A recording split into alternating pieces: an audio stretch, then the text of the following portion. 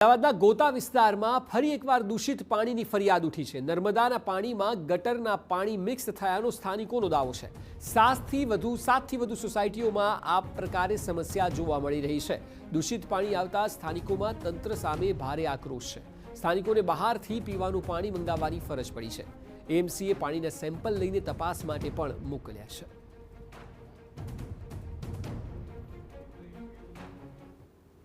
સોસાયટીનો જે બોર હતો એ પાણીનો ઉપયોગ કરી છે અને બહારથી પીવા માટે નાહવા માટેની જે આરઓ સિસ્ટમનો બોર હોય એ મગાવી છે।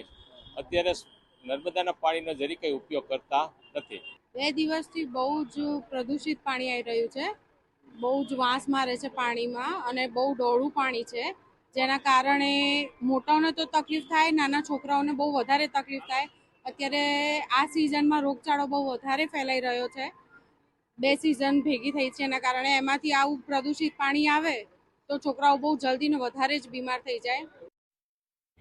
સ્થાનિકોનો આરોપ છે કે તંત્ર ગોકળ ગતિએ કામ કરી રહ્યું છે।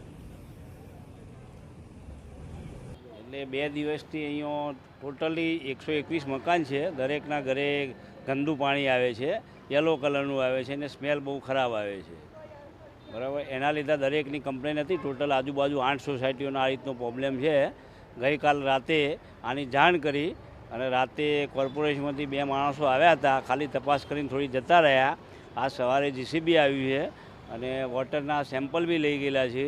હવે આગળ જે થાય ખરું, પણ અત્યારે એનો કોઈ અંત નથી।